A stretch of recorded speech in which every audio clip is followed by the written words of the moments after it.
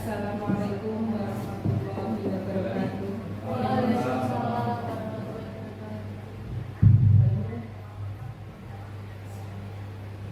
Assalamualaikum warahmatullahi wabarakatuh. Selamat pagi bagi Bapak Ibu yang beragama Kristen.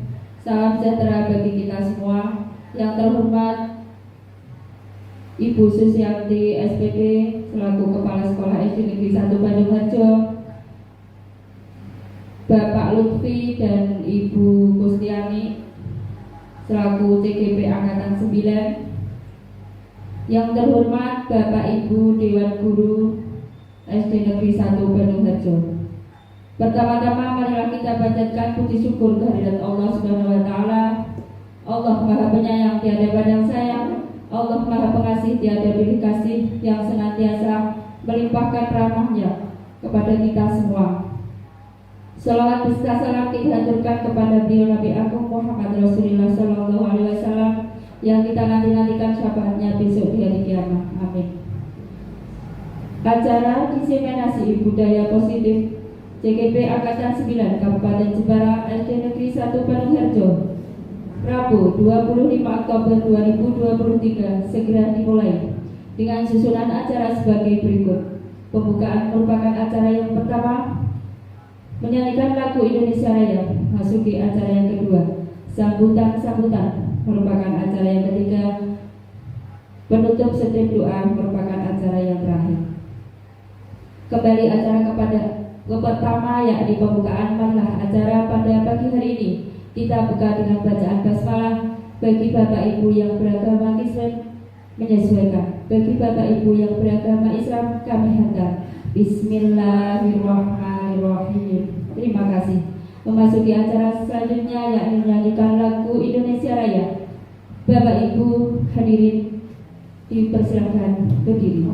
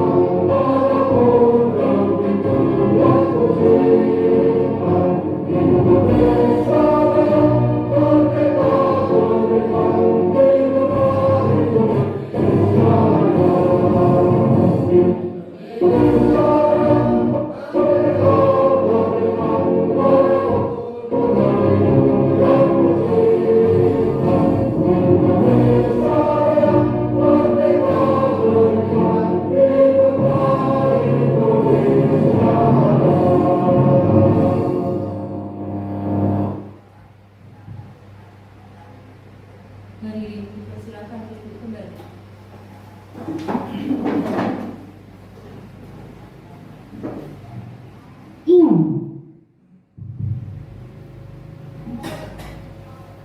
Memasuki acara yang ketiga yakni sambutan. Sambutan yang pertama dari beliau Ibu Susianti SPD. Kepada beliau Ibu Susianti SPD kami haturkan.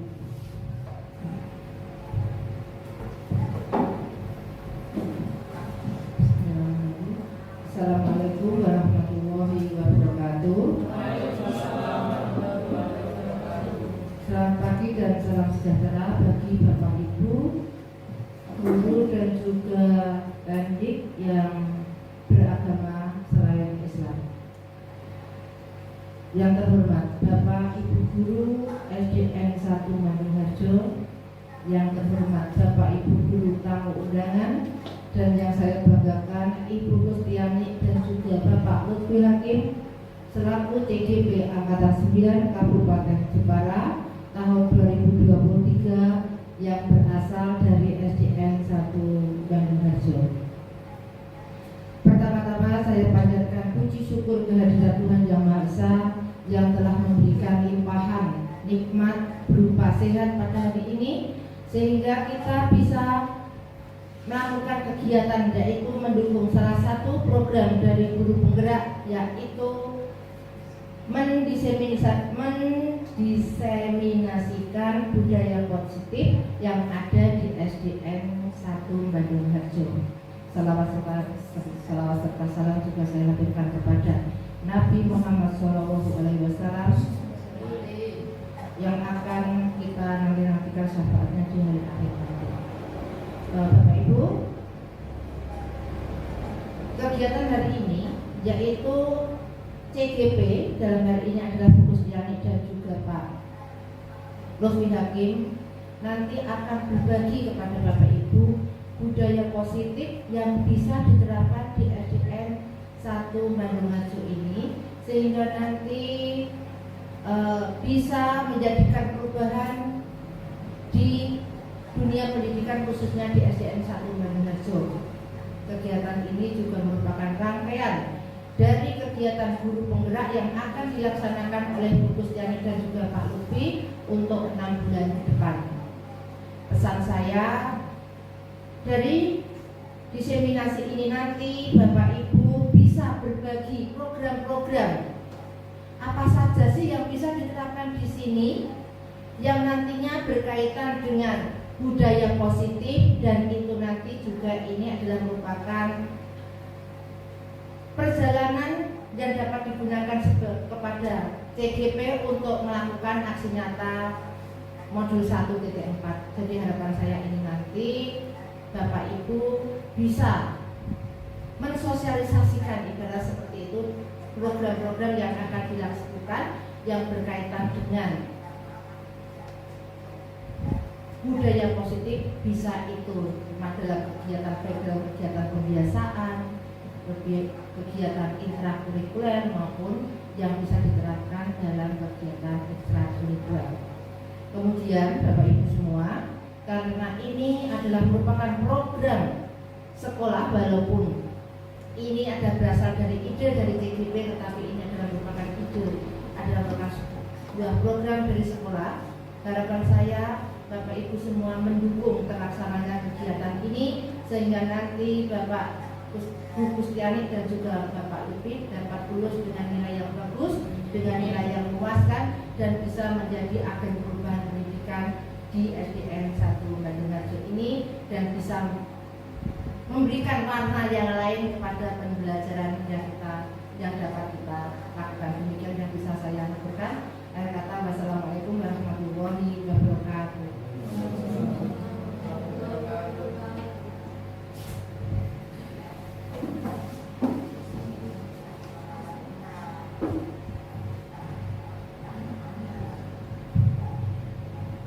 Terima kasih. Sambutan yang kedua atau penyampaian diseminasi budaya positif yang akan disampaikan beliau Ibu Kustiani SPD. Kepada beliau Ibu Kustiani SPD, kami persilakan.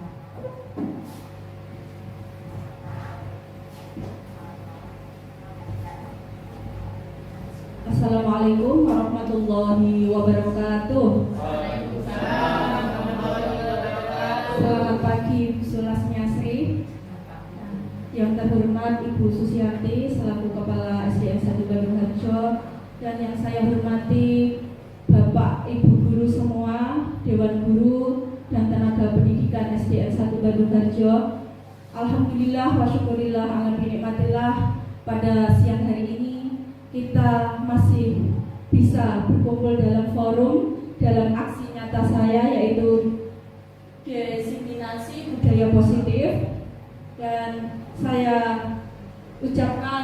Selamat datang Bapak Ibu Guru semua, Sugeng Rawuh, dan terima kasih atas kebersediaannya untuk hadir di forum ini. Di sini Bapak Ibu, saya tidak bermaksud untuk menggurui panjenengan sedaya, tidak Bapak Ibu, tapi kita di sini akan belajar bersama, berkolaborasi, saling mendukung dan bergerak bersama untuk mewujudkan budaya positif di sekolah. Nah, kita akan belajar bersama tentang budaya positif. Nah, budaya positif dan penerapannya itu seperti apa kalau di sekolah? Nah, budaya positif itu sendiri adalah nilai-nilai dan kebiasaan-kebiasaan di sekolah yang berpihak pada peserta didik agar dapat berkembang menjadi pribadi yang kritis, penuh hormat, dan bertanggung jawab. Ini tujuan kita mengadakan diseminasi budaya positif. Ini pengertiannya Bapak Ibu, yaitu kebiasaan-kebiasaan positif, baik yang sudah berjalan maupun yang nanti akan berjalan. Untuk selanjutnya di dalam konsep modul ini Bapak Ibu ada 7 yang kita pelajari hari ini. Lumayan banyak ya Bapak Ibu. Nah, yang satu perubahan paradigma belajar, yang kedua disiplin positif, ketiga kebutuhan dasar manusia, 4 motivasi perilaku manusia, 5 posisi kontrol, 6 keyakinan kelas, dan yang terakhir segitiga restitusi. Ada 7 poin nanti yang akan kita pelajari bersama tentang budaya positif. Yang pertama yaitu perubahan paradigma. Pembelajaran dengan paradigma baru untuk membangun budaya yang positif, sekolah perlu menyediakan lingkungan. Lingkungan yang seperti apa? Yang positif, tentunya yang aman, nyaman, agar murid-murid mampu berpikir, bertindak, dan mencipta dengan merdeka, mandiri, dan bertanggung jawab. Jadi intinya pelaksanaan budaya positif yang selama ini sudah berjalan, kita maksudkan dengan tujuan supaya anak-anak itu bisa memiliki sifat yang mandiri dan bertanggung jawab. Nah, biasanya disiplin itu dikaitkan dengan kontrol kita terhadap murid-murid kita, itu disiplin positif. Nah, sekarang perubahan paradigma dengan kegiatan kepala tangan. Nah, ini nanti supaya lebih paham lagi apa itu perubahan paradigma, kita akan melakukan kegiatan kepala tangan. Nah, saya minta untuk Bu Dian untuk mempraktekkan yang sebagai Bu Dian dan sama Pak Chandra. Monggo Pak. Bu Dian mengepal sebuah genggaman. Nah, di dalam genggaman itu Bu Dian itu semua orang nggak boleh tahu, Bu. Nggak boleh tahu. Walaupun orang terdekat saja nggak boleh tahu. Berusaha untuk menggenggam. Nah, yang Pak Chandra berusaha untuk merayu. Bagaimana supaya Bu Dian itu nanti mau membuka tangannya. Monggo Pak Chandra. Berdiri apa duduk? Duduk monggo. Kenapa-napa? Mulai sekarang. Nggih. Rangkul ya.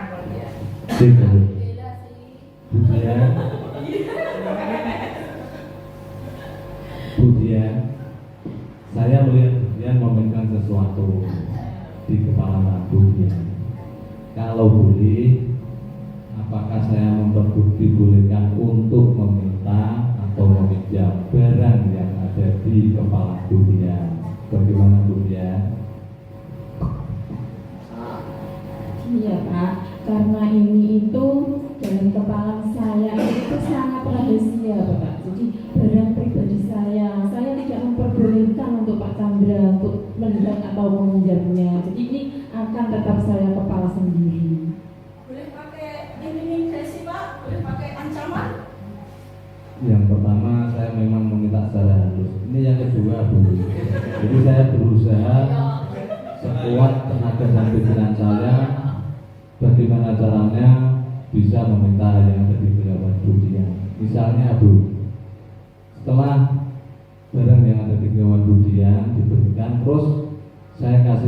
10 juta. Boleh apa tidak, Bu?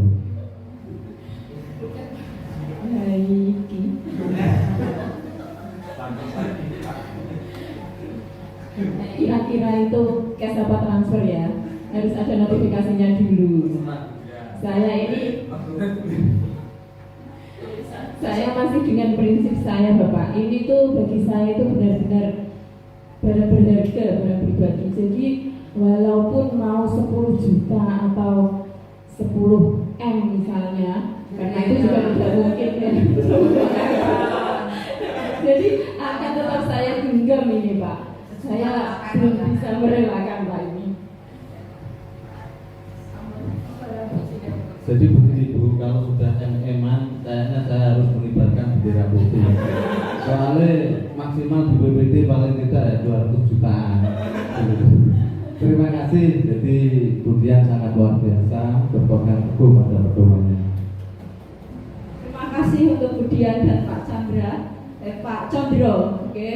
Jadi kita ada alasan untuk membuka maupun menutup tangan kita itu diri kita sendiri, Bapak Ibu. Jadi yang memegang kontrol sesungguhnya adalah diri kita sendiri. Meskipun ada intimidasi, ancaman, rayuan, bujukan, tetap yang berkuasa terhadap diri kita sendiri adalah diri kita sendiri. Jadi seperti murid itu ya Bapak Ibu. Nah ini lanjutnya di Dr. William Glasser itu ada yang namanya miskonsepsi. Yang pertama, ilusi guru mengontrol murid. Nah tadi sudah belajar tentang kontrol. Yang berhak untuk mengontrol adalah diri kita sendiri. Nah di Dr. William Glasser ini aslinya murid itu aslinya kan punya kontrol sendiri. Karena kenapa? Dia mau dikontrol karena dia mengizinkan dirinya untuk dikontrol. Itu poin yang pertama. Poin yang kedua, ilusi bahwa semua penguatan positif, efektif dan bermanfaat. Penguatan positif itu seperti tadi bujukan, rayuan, itu penguatan positif. Itu nanti murid tersebut akan menyadari dan mencoba untuk menolak bujukan kita atau bahkan murid tersebut tergantung kepada kita. Itu. Yang ketiga, ilusi bahwa kritik dan membuat orang merasa bersalah dapat menguatkan karakter. Nah ini yang biasanya sering kita lakukan ya, menggunakan kritik dan rasa bersalah. Nah guru tuh biasanya seringkali cukup menggunakan suara yang halus untuk menyampaikan pesan negatif. Yang keempat, ilusi bahwa orang dewasa memiliki hak untuk memaksa. Nah, kita sebagai orang dewasa itu mempunyai hak untuk memaksa anak-anak didik kita untuk melakukan sesuatu, dan biasanya diukur dengan pengukuran kinerja. Oh, anak ini sudah mampu, anak ini belum mampu. Nah, itu kita paksa untuk bisa. Perubahan paradigma stimulus respon ke teori kontrol. Bisakah kita mengontrol seseorang? Kalau di teori stimulus respon, kita mencoba mengubah orang agar berpandangan sama. Tidak bisa. Kalau di teori kontrol justru kebalikannya. Kita harus berusaha memahami pandangan orang lain. Kalau di stimulus respon, perilaku buruk dilihat sebagai suatu kesalahan. Kalau di teori kontrol, baik buruk semuanya memiliki tujuan.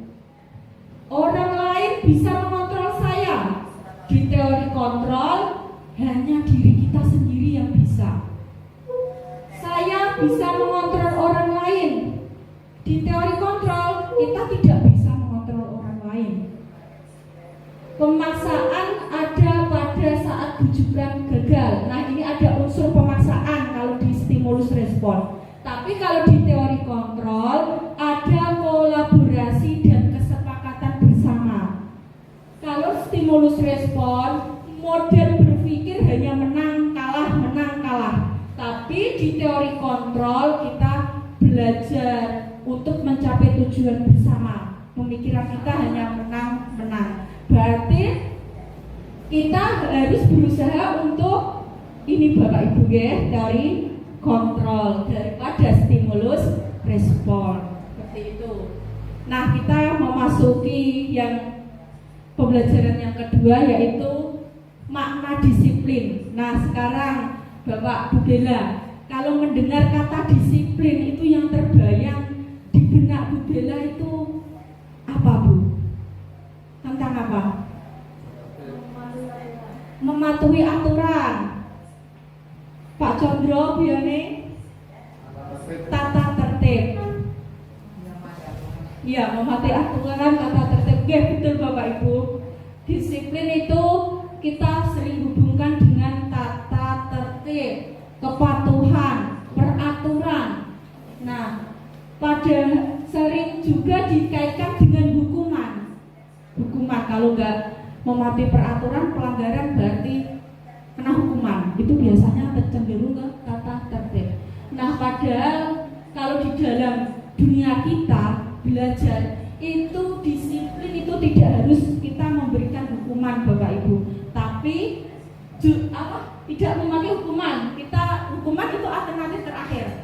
Kita tidak boleh, karena banyak kasus sekarang yang di media guru di penjara, dilapor ke orang tua.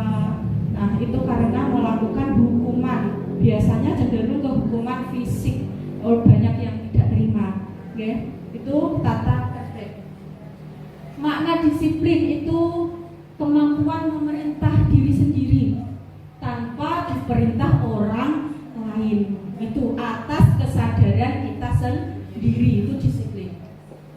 Nah, karena Ki Hajar Dewantara, Bapak pendidikan kita Ki Hajar Dewantara, bahwa untuk mencapai kemerdekaan atau dalam konteks pendidikan kita saat ini untuk menciptakan murid yang merdeka, karena kita mengikuti kurikulum merdeka. Jadi bukan merdeka langsung merdeka was itu tidak ya Bapak Ibu. Merdeka yang terkontrol, kurikulum merdeka. Nah, syarat utamanya itu disiplin yang kuat. Disiplin yang dimaksud adalah disiplin diri, disiplin yang tumbuh dari internal kita, dari motivasi dari internal kita. Nah, jika kita belum memiliki motivasi internal, kita butuh orang lain yang mendisiplinkan kita. Itu seperti itu, Bapak. Nah, ini ada motivasi perilaku manusia, ada dua, yaitu motivasi eksternal dari luar dan motivasi internal dari dalam. Contohnya seperti anak-anak kita yang datang terlambat. Nah, kemudian dia nggak datang terlambat ya Bu, maaf. Misalnya Ivi selalu datang tuh tepat waktu. Wisuk Bu, wisuk. Kemudian, misalkan yang saya ambil contohnya Ivi. Kalau dia mempunyai motivasi eksternal, motivasi dari luar, dia pasti berpikiran seperti ini. Wah, saya datang pagi, ben engko gak dihukum karo Pak Lutfi. Berarti dia motivasinya masih dari luar karena takut mendapat hukuman. Terus yang kedua, kalau Mas Ivi kok itu karena wah kok ben aku didarani dijuluki Pak Lutfi dengan murid yang terajin. Nah, itu dia mengharap suatu penghargaan. Ya, itu motivasi itu bisa dinamakan motivasi dari luar, Bapak Ibu, eksternal. Tapi kalau Ivi kok datangnya karena kesadaran diri, dia tidak butuh pujian, nggak butuh hukuman, maka dia sudah mempunyai kesadaran diri, motivasi intrinsik itu namanya, motivasi dalam diri bahwa dia mempunyai rasa tanggung jawab. Itu berarti ada dua Bapak Ibu, motivasi eksternal dan internal. Dan semoga nanti kita semua bisa memiliki untuk bekerja, berkarya, mempunyai motivasi internal, yaitu dengan kesadaran tanpa harus menunggu pujian maupun menunggu imbalan. Itu Bapak. Pembelajaran selanjutnya yaitu kebutuhan dasar manusia. Ada 5 kebutuhan dasar manusia, Bapak Ibu, yang kita miliki ya, yaitu kebutuhan bertahan hidup. Yang pertama, bertahan hidup itu berhubungan dengan fisik kita. Apa, Bu? Contohnya? Makan, minum, rumah, kesehatan, tempat tinggal, keamanan, ya. Yang kedua, kasih sayang dan rasa diterima. Nah, ini kasih sayang ini penting Bapak Ibu ya. Penting sekali, ini berhubungan dengan psikologis. Sekarang juga banyak berita yang mahasiswa sering gantung diri dari lantai, gantung diri, loncat dari lantai. Ya, itu dia. Kurang kasih sayang. Itu sangat kita butuhkan. Yang punya pasangan mungkin yang kurang kasih sayang, nanti kan bisa gobet-gobet itu. Kalau kurang kasih sayang. Iya. Yang ketiga adalah penguasaan. Ini biasanya penguasaan berhubungan dengan kekuatan untuk menggapai sesuatu, Bapak Ibu. Harga diri berhubungan dengan harga diri kita. Itu penguasaan. Terus kebebasan, ya. Kebebasan itu untuk kita mengeksplor diri kita sendiri, bebas. Nah, yang kelima adalah kesenangan. Kita butuh tertawa, Bapak Ibu. Kita butuh bahagia. Nah, itu kesenangan. Ya. Yang penting bahagia. Happy pokoknya harus itu.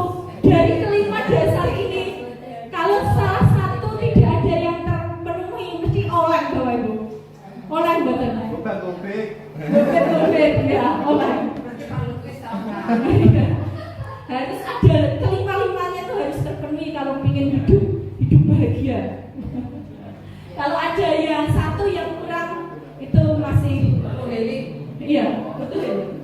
Nah, ini ada untuk memahamkan kita lebih lagi tentang kebutuhan ini. Ibu Ani guru kelas 5 menghadapi muridnya, maaf ya Pak Agus, kebetulan namanya sama. Ada anak yang namanya Pak Agus seringkali meminta bekal makan siang dengan paksa kepada teman-temannya.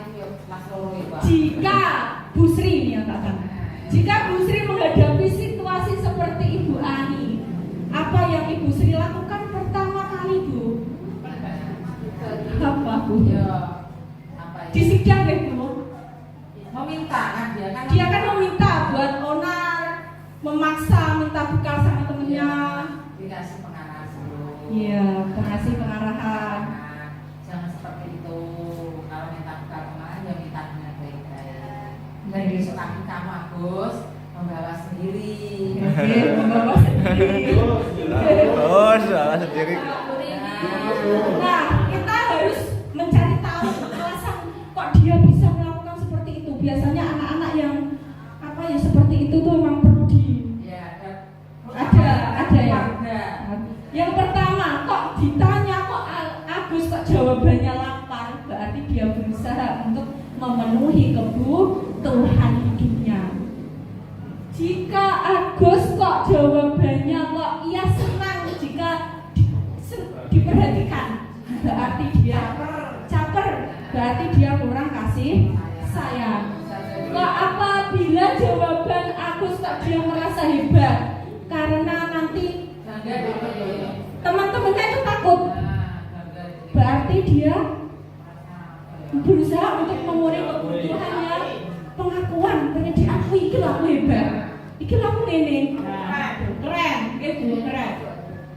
Jika Agus kok jawabannya karena bosan dengan bekal yang dibawakan orang tuanya, berarti dia butuh kebebasan untuk memilih, gitu ya. Nah, Jika Agus kok karena dia sukanya iseng, dia menikmati ekspresi wajah temennya yang gemes, senang dia ngedeloki temennya yang seperti itu, berarti dia kan tertawa, berarti dia memenuhi kebutuhannya senang, kesenangan. Nah, itu kita tahu, kita ini Bu, apa namanya, introspeksi si Agus itu tadi, dia itu sebenarnya itu butuh apa gitu, kayak Bu. Bisa, nanti tergantung jawabannya Bu. Ya, tergantung jawabannya. Nah, yang selanjutnya itu 5 posisi kontrol. Kita sebagai pendidik, kita sebagai manusia itu, terutama sebagai pendidik, ada 5 posisi kontrol. Yang pertama yaitu penghukum, pembuat rasa bersalah. Teman, kita ke murid-murid juga sebagai pemantau, dan yang terakhir sebagai manajer. Dari 5 posisi kontrol itu kita akan belajar bersama. Yang pertama sebagai penghukum. Penghukum, saya juga sering, tidak selalu, tapi dari kelima posisi itu sering saya pernah menggunakannya semua. Kita secara tidak sadar Bapak Ibu, kita itu aslinya sudah mempraktekkan semua 5 posisi kontrol ini. Penghukum biasanya suaranya tinggi, mata melotot, pokoknya menghadik gitu. Kuwe cah. Nah, itu biasanya. Iya, dia blek sambil melotot bisa malah kering ya apa? Napa Bu? Betul. Nada suara tinggi. Ya. Nah, terlambat lagi, pasti terlambat lagi, berkali-kali sambil teriak-teriak itu biasanya. Nah, itu sebagai penghukum. Nah, apa sih dampaknya? Dampaknya banyak Bapak Ibu. Kalau murid itu nanti kita memposisikan diri sebagai penghukum, dampaknya banyak. Murid itu biasanya dumel, dendam, ada perasaan nggak suka terhadap guru tersebut kalau menggunakan posisi penghukum. Untuk posisi yang kedua yaitu membuat merasa bersalah. Biasanya gurunya itu suaranya lembut Bu, terbalik dengan penghukum, lembut. Nah, Ibu sangat kecewa sekali dengan kamu. Berapa kali Bapak harus memberitahu kamu? Gimana? Cobalah, kasihan sama Ibu. Misalnya, Ibu sudah capek-capek dari Mayong ke Bandung Harjo, misalnya laju cah, kok kowe nang kene kok anggere dolanan wae. Rasane karo aku, gak kasihan denganku. Itu berarti beliau memakai posisi kontrol yang membuat merasa bersalah. Anak itu nanti pasti diem Bu. Kalau biasanya diem, menunduk gini. Biasanya itu karena dia apa? Merasa tidak berharga dan mengecewakan orang. Biasanya kalau kita memakai posisi pembuat rasa bersalah. Posisi yang ketiga teman. Nah, ini teman. Wah, kayak koncone dewi. Kalau pripun Bu? Pripun? Biasanya apa ini Bu? Apa Bu? Nah, itu biasanya teman. Posisi ini tidak menyakiti murid. Bukan menyakiti Bu. Nah, ini melalui persuasi atau pengaruh. Biasanya akan untuk ini Bu. Ya sudah, kali ini tidak apa-apa. Nanti Ibu bantu bereskan ya. Nah, anak kan begini senang. Wah, berarti engkau gampangnya karo Bu ini. Besok lagi. Berarti membuat anak itu tergantung Bapak Ibu. Tergantung. Memberi kesempatan yang berulang-berulang. Itu kalau posisi kontrol sebagai teman. Yang terakhir, yang keempat Bapak Ibu yaitu pemantau. Kita itu hanya mengawasi saja. Mengawasi saja. Tidak kita awasi tapi sambil kita Ini Bu, biasanya kalau anak yang melanggar kita tahu peraturannya apa. Nah, apa yang kamu lakukan? Dia tidak memakai suara tinggi, tidak memakai suara rendah. Standar, biasa, standar. Nah, dia akan mengandalkan perhitungan, catatan, data, dan bukti perilaku seseorang. Nah, biasanya menggunakan stiker. Ya, ini Bapak Ibu. Dan yang terakhir posisi manajer, yaitu mempersilahkan murid mempertanggungjawabkan perilakunya, mendukung agar menemukan solusi. Kita ini sebagai manajer dan kita itu juga yang mengawasi,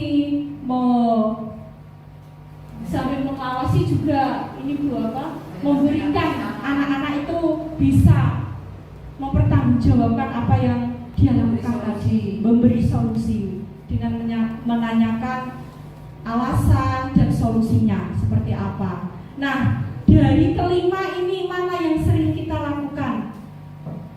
Kita merefleksi diri kita sendiri Bapak Ibu. Yang sering kita lakukan dalam dunia kita. Pak Suwarno biasanya sering yang mana Pak? Teman. Bu Yaneng yang mana? Boleh satu loh Pak. Boleh lebih dari satu. Bu Yaneng. Biasanya teman ya. Bu Bella ini. Ya, teman. Ya. Dari kelima posisi yang kita pelajari bersama, Bapak Ibu, kita diharapkan mempunyai posisi yang terakhir, yaitu posisi manajer itu. Tapi dari kelima posisi tersebut bukan berarti kita tinggal semua. Boleh kita sesekali menggunakan dari kelima itu, boleh sesekali. Yang nomor satu itu aslinya penghukum, pilih yang terakhir Bu Sri. Kalau bisa jangan kita, ya sesekali. Kalau bisa jangan dilakukan sama sekali atau ditinggal kalau bisa. Okay. Tapi untuk menghadapi zaman yang sekarang, sepertinya dilema. Nah seperti ini ya Bapak Ibu, saya kecewa sekali dengan kamu. Nah berarti anakku langsung mendendam Bu biasanya kalau saya kecewa sekali dengan kamu. Biasanya menunggu gitu.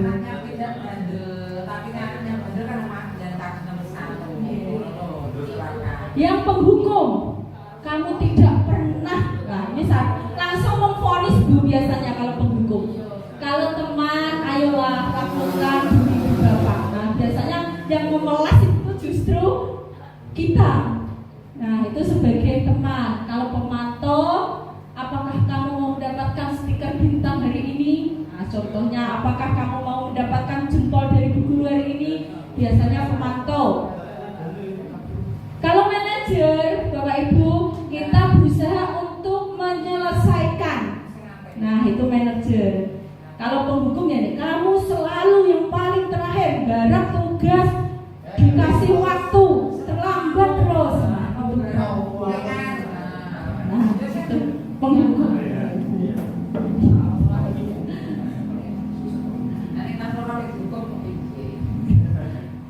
Nah sekarang ke keyakinan kelas.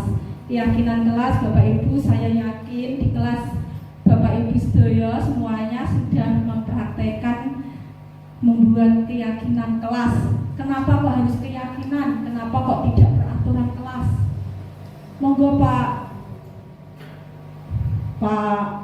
Agus bisa berkomentar. Kenapa kok harus keyakinan, tidak peraturan Pak Agus? Ya, karena setiap siswa itu harus mempunyai keyakinan di kelasnya, supaya jika dia membuat kesalahan dia sadar saya tadi sudah berkeyakinan bahwa itu harus dilaksanakan. Harus yakin dengan keyakinan dari diri sendiri, berarti kalau melanggar berarti dia sudah melanggar keyakinannya diri sendiri. Itu keyakinan kelas. Betul. Terima kasih Pak Agus atas masukannya. Nah keyakinan kelas itu lebih ke keyakinan diri kita, anak-anak didik kita. untuk mematuhi peraturan yang sudah dibuat sendiri. Kalau peraturan biasanya itu yang membuat instansi. Jadi anak-anak peraturan biasanya kan panjang Bapak Ibu, tata tertib. Anak-anak itu biasanya wah tata tertib lebih cenderung ke kalau melanggar berarti cenderung ke hukuman, itu seperti itu. Kalau keyakinan itu tidak hukuman tapi lebih cenderung ke hati murid-murid sendiri. Nah, itu kembali ke dirinya sendiri, itu keyakinan kelas. Nah, yang sudah mempraktekkan, saya yakin semuanya Bapak Ibu yang punya kelas sudah mempraktekkan tentang cara membuat keyakinan kelas di kelasnya masing-masing, yaitu membuat cara membentuk keyakinan kelas itu biasanya lebih abstrak dari peraturan, lebih luas Bapak Ibu daripada peraturan. Pernyataan berupa universal, yaitu nilai-nilai kebajikan. Nilai-nilai kebajikan itu bisa ada tanggung jawab, mandiri, apalagi Bu? Yang kebajikan, nilai-nilai kebajikan, komitmen, jujur, hal-hal yang positif. Nah, ini dibuat dalam hal-hal positif. Sedikit saja Bapak Ibu, gak usah panjang-panjang. Yang penting anak-anak itu mudah mengingat. Yang selanjutnya sesuai dengan kondisi kelas dan sekolah agar mudah diterapkan. Kemudian yang terakhir, semua warga kelas dilibatkan semua dalam membuat keputusan keyakinan kelas. Dilibatkan semua Bapak Ibu. Dilibatkan, ya. Nah, ini yang sudah saya praktekkan. Aslinya saya sudah mempraktekkan dari tahun kemarin untuk memenuhi PMM dan sudah awal-awal kurikulum Merdeka, ya. Dan alhamdulillah sudah dapat sertifikat untuk yang keyakinan kelas. Dan ini kemarin saya praktekkan lagi di kelas 4. Yaitu yang pertama berdiskusi semua. Berdiskusi apa sih yang diinginkan anak-anak di dalam kelas itu, pengen kondisi seperti apa, nanti dituangkan di dalam sticky notes ya, nanti dituangkan, kemudian ditempelkan, merumuskan peraturan menjadi keyakinan kelas. Berarti nanti dirumuskan bersama-sama, dan yang terakhir menempelkan keyakinan kelas itu di dinding biar mudah diingat. Aslinya bukan langkah-langkah ini saya peringkas. Biasanya ada mengubah tadi. Biasanya kalau membuat keyakinan kelas kan tidak boleh terlambat, diganti menjadi kata yang positif. Tidak boleh kan negatif Bapak Ibu. Nanti diubah menjadi positif. Misalkan tidak boleh terlambat menjadi datang tepat waktu. Tidak boleh bertengkar menjadi saling menghormati, rukun, seperti itu. Mengubah kalimat. Biasanya anak-anak didik kita kan tidak boleh berisik, tidak boleh jangan membuang sampah di gelodokan, itu Bu kemarin ya. Berarti menjaga membuang sampah di tempatnya. Mengubah kalimat negatif menjadi positif. Ini yang kemarin sudah saya praktekkan, dan ini hasilnya Bapak Ibu. Keyakinan kelas 4 di SDN 1, datang tepat waktu, selalu izin jika meninggalkan kelas, menjaga 4K apa saja: kebersihan, kerapian, ketertiban, keamanan, mengangkat tangan jika berpendapat, tangan kanan, menyimak jika ada yang berbicara di depan kelas. 6. Mempersiapkan peralatan sekolah sebelumnya, jujur, saling menghargai, ramah, peduli, dan sampai yang ke-9. Semuanya ini berbentuk kalimat positif, dan ini dipasang di dinding untuk anak-anak supaya selalu ingat dengan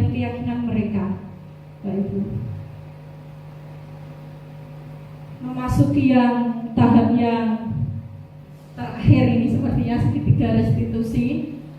Segitiga restitusi itu apa Bapak Ibu? Nah ini segitiga restitusi adalah proses menciptakan kondisi bagi murid untuk memperbaiki kesalahan mereka sehingga mereka bisa kembali kepada kelompok mereka. Nah segitiga restitusi ini biasanya berhubungan dengan anak-anak yang butuh perhatian tadi, anak-anak yang unik, anak-anak yang butuh penanganan. Nah, kalau Bu Sri kemarin mengusulkan ada yang namanya apa Bu? BK apa? Iya, seperti BK, bimbingan konseling. Nah, karena di SD itu belum ada guru BK, jadi yang BK adalah kita sendiri Bapak Ibu berusaha untuk menyelesaikan masalah anak-anak kita sendiri dengan menggunakan segitiga restitusi. Berarti anak nanti bisa memperbaiki kesalahannya. Nah, dengan cara seperti apa? Nah, yang pertama, anak jangan langsung disuruh, kenapa kok langsung apa sih nih? Kenapa kok kita ngakoni ini? Dengan nada yang tinggi, tidak Bapak Ibu. Tapi kita memakai yang namanya menstabilkan identitas dengan cara anak-anak kita bisa mengatakan dengan tidak ada manusia yang sempurna kok. Tidak ada manusia yang sempurna. Berbuat salah itu hal yang manusiawi.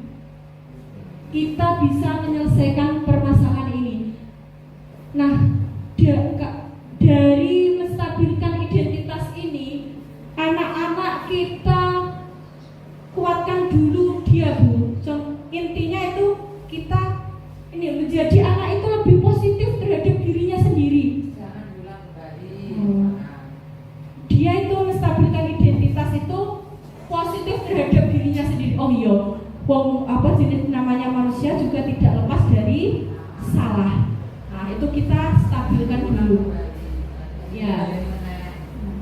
Yang kedua, validasi kebutuhan. Dengan tujuan apa? Memenuhi kebutuhan dasarnya tadi Bapak Ibu. Kita cari tahu alasannya dulu. Nah, tidak langsung kita menjas, oh anak iki lho aja kok kan danane angel. Tidak, kita harus memakai segitiga restitusi. Ya positif membuat anak itu berpikir positif terhadap dirinya sendiri. Yang kedua, kita berusaha mencari, oh anak ini loh kebutuhan dasarnya apa yang tidak terpenuhi. Dengan mengatakan seperti ini bisa Ibu. Kamu bisa saja melakukan hal yang lebih buruk, tapi kamu tidak melakukannya. Kamu pasti punya alasan mengapa melakukannya. Misal, muridnya Bu Bella ada yang Bu? Sering terlambat, jarang masuk seminggu itu bisa dikatakan masuk itu hanya 2 atau 3 kali. Nah, Bu Bella kalau sudah melaksanakan segitiga restitusi pasti sudah mengatakan yang pertama. Yang kedua ini dengan cara mengatakan kenapa kamu pasti punya alasan. Kenapa kok sering nggak masuk? Pasti Bu Bella sudah. Itu namanya menstabilkan identitas. Nah, saya juga Bapak Ibu sebelum mempelajari segitiga restitusi itu tidak tahu itu menstabilkan identitas atau validasi kebutuhan itu belum tahu. Tapi sejatinya kita itu sudah melaksanakannya dengan mencari tahu alasannya kenapa, terus kenapa kamu seperti ini. Nah itu kita sudah melaksanakannya. Yang ketiga, nah ini menanyakan keyakinan. Kita hubungkan dengan keyakinan itu tadi Bapak Ibu. Apa nilai yang kita percaya di kelas? Nah, nilai-nilai apa yang kita sepakati? Kelas yang ideal itu kita kembalikan lagi ke anak itu. Kita suruh anak itu mikir, apa yang wis langgar? Apa yang sudah kamu langgar? Sesuai nggak dengan keyakinan yang telah kita buat itu? Nah, kalau dia bisa, oh saya telah melanggar ini Bu, nilai dari misalkan yang tadi terlambat berarti dia melanggar nilai disiplin. Dia akan tahu, oh saya melanggar nilai yang ini, Bu. Nah dia nanti, nah terus kita kalau sudah mencapai tahap 3 ini, kita tawarkan solusi. Nah kalau kamu nggak terlambat lagi, kamu harus apa? Nah dia nanti mikir, saya tidak bergadang, Bu. Nah itu dia sudah bisa mikir. Nah itu yang dinamakan segitiga restitusi tahap ketiga. Anak diajak untuk menyelesaikan masalahnya sendiri. Ini Ibu, untuk perbedaan hukuman dan konsekuensi. Tadi biasanya hukuman itu hal yang menyakitkan. Nah konsekuensi itu sesuatu harus kita langsung. Nah ini disiplin itu ada yang namanya, ada dua, Bu. Ada yang namanya identitas gagal dan ada identitas sukses. Kalau gagal, kita itu menerapkan dua, yaitu hukuman dan penghargaan. Itu ada dua. Itu kita itu kalau ngasih anak-anak kita hukuman, terus ngiming-ngimingi, kamu nanti kalau dapat nilai sekian, saya kasih ini penghargaan, itu membuat kita apa? Identitas gagal, Bapak Ibu. Identitas gagal itu tidak baik, intinya tidak baik. Kita memberikan hukuman, penghargaan itu tidak efektif. Nah, ini ada hukuman itu menyakitkan, anak menjadi takut, nah, rendah diri. Kalau kita memakai penghargaan tidak efektif, merusak hubungan, iri, mematikan kreativitas dan menghukum dengan sistem ranking. Biasanya kalau anak-anak yang rajin itu nanti kalau kamu ranking sekian tak kasih hadiah ini. Nah itu penghargaan. Ini termasuk identitas gagal, Bapak Ibu. Kalau bisa kita menghindari yang ini. Untuk yang kedua, konsep disiplin dengan identitas sukses juga ada dua, Bapak Ibu. Dengan apa? Konsekuensi dan restitusi. Dua tadi kita memakai konsekuensi dengan menanyakan apa keyakinan dan restitusi. Nah, kalau konsekuensi efeknya ke murid seperti pengetahuan jangka pendek, perlu monitoring berkelanjutan, murid menghormati peraturan, kehilangan waktu, mengurangi kesalahan. Tidak ada unsur dia berusaha untuk mencari solusi sendiri. Nah itu konsekuensi. Kebalikan dengan restitusi yang sudah saya jelaskan tadi, Bapak Ibu. Ya, murid akan lebih bertanggung jawab, fokus. Murid belajar menghormati teori kontrol. Nanti anak-anak bisa memegang kontrol dirinya sendiri. Nah ini supaya lebih paham lagi, ada beberapa contoh. Mencatat 100 kali. Jika saya tidak terlambat lagi sampai 100 kalimat, itu masuk ke mana, Bapak Ibu? Hukuman. Lari mengelilingi lapangan basket 2 kali karena terlambat hadir. Menghukum boten, Bu? Karena fisik. Murid minta push up. Hukuman. Menggantikan kertas tugas teman yang telah dicoret-coret, masuk ke konsekuensi. Membersihkan tumpahan air tersenggol, konsekuensi. Mengenakan sepatu seharian di sekolah karena tidak memakai sepatu hitam, hukuman. Lari mengelilingi lapangan tapi di pelajaran PJOK karena terlambat, masuk ke konsekuensi. Nah ini contoh penerapan restitusi yang telah saya lakukan kemarin, Bapak Ibu. Jadi di sini saya berusaha untuk menerapkan 3 langkah segitiga restitusi, ya. Ini terus program saya di guru penggerak ini, Bapak Ibu, yang kemarin sudah saya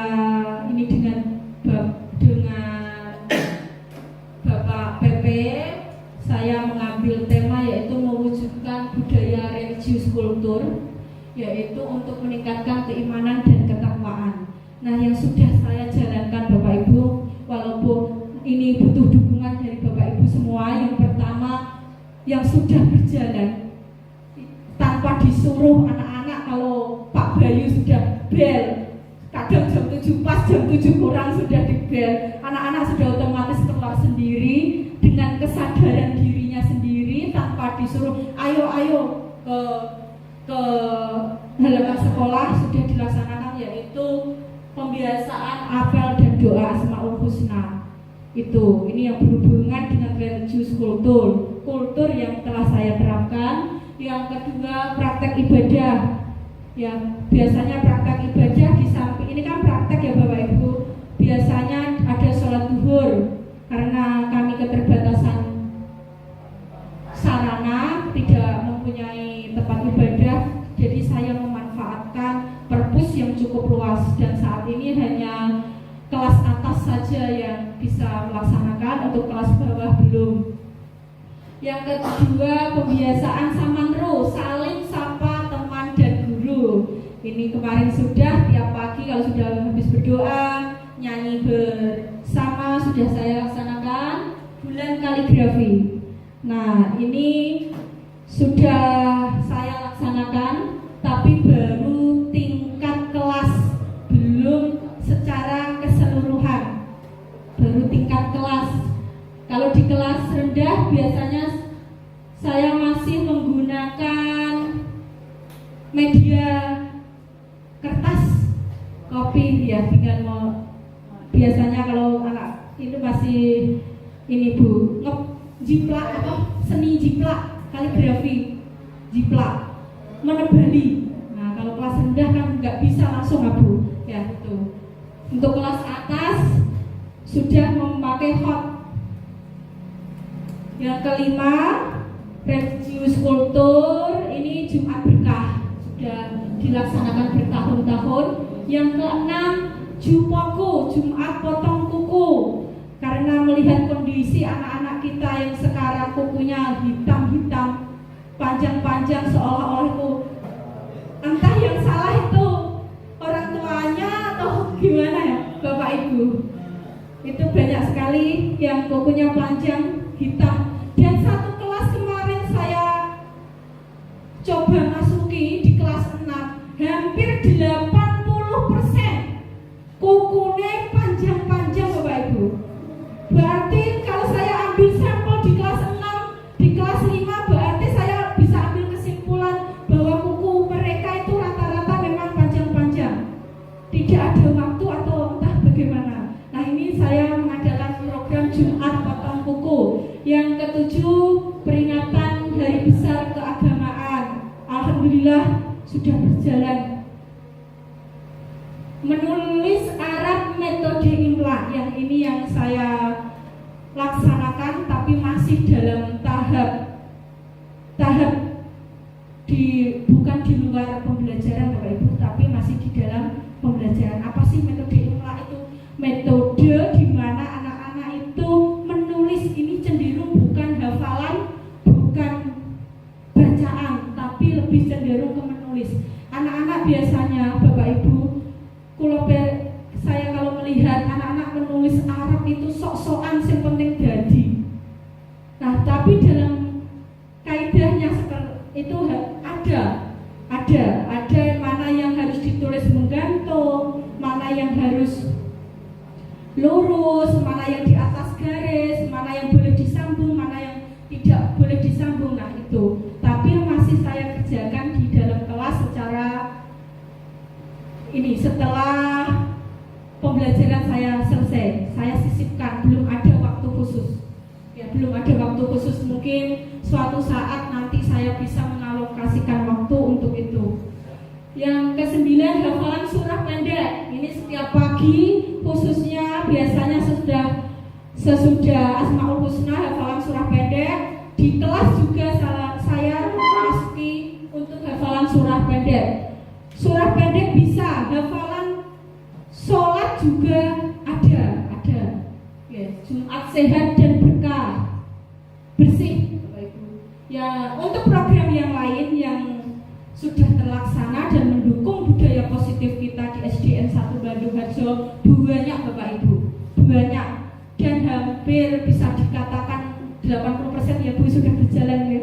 Dan alhamdulillah berkat kolaborasi panjenengan sedoyo ya, SD 1 bisa menerapkan budaya positif, upacara bendera, kegiatan outing kelas, pramuka.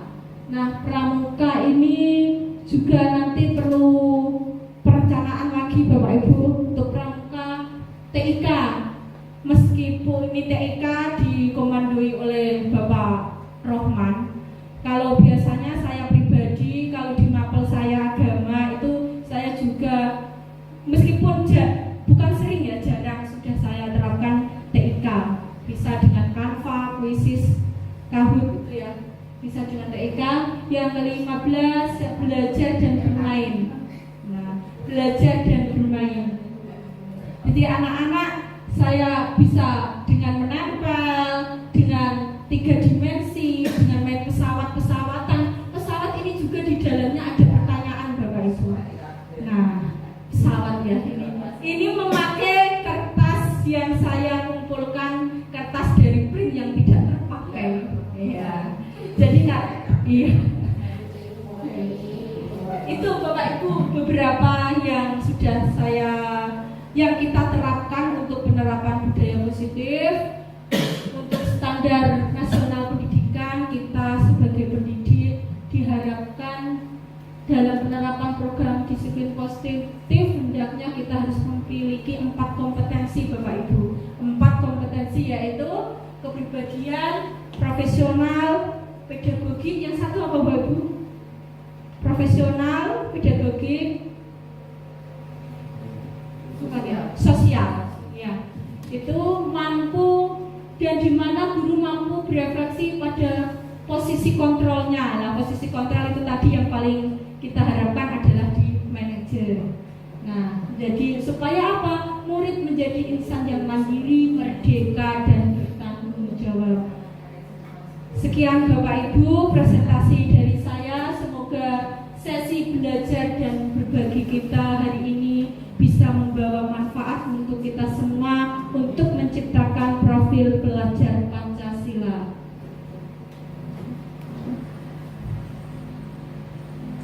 Bapak Ibu, kita buka diskusi satu saja ya Bapak Ibu untuk sesi pertanyaan. Monggo Pak. Ya.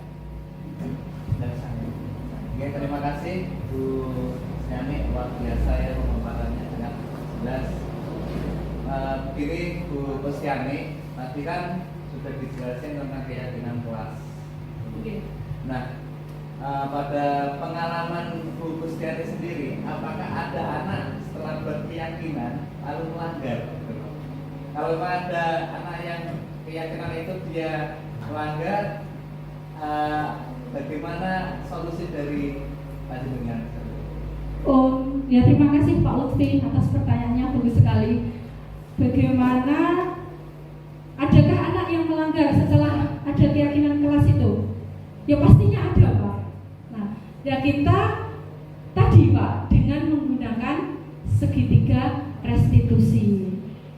Kita tanyakan dulu kenapa, kita cari info, kita gali info. Sebenarnya kebutuhan dasarnya itu yang tidak terpenuhi apa? Kamu pengennya apa? Nah, anak nanti dia berusaha kita tanyakan lagi keyakinannya itu, kamu melanggar keyakinan apa? Dan harus bersama-sama mencari solusi. Setelah ini kamu melanggar, jangan diulang kembali. Dan apa yang harus kamu lakukan ke depannya?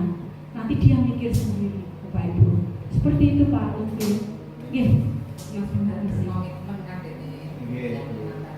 Bapak Ibu, sebelum saya akhiri, ada quotes dari saya. Tetaplah menjadi orang baik yang keberadaannya dicari, kehadirannya dinanti, kepergiannya dirindui, dan kebaikannya diteladani.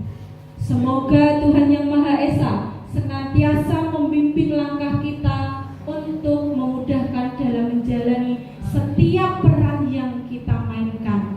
Semoga, amin Allahumma amin. Sekian dan terima kasih. Wassalamualaikum Wassalamualaikum warahmatullahi wabarakatuh.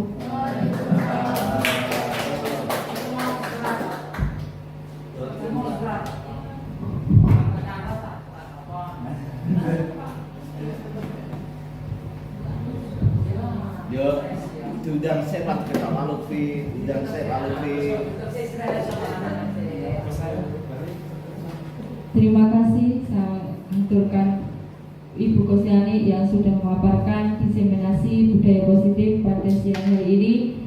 Acara selanjutnya yakni penutup. Marilah acara pada siang hari ini kita tutup dengan bacaan hamdalah bagi Bapak Ibu yang beragama Kristen menyesuaikan, bagi Bapak Ibu yang beragama Islam kami hantar. Alhamdulillahirabbil alamin.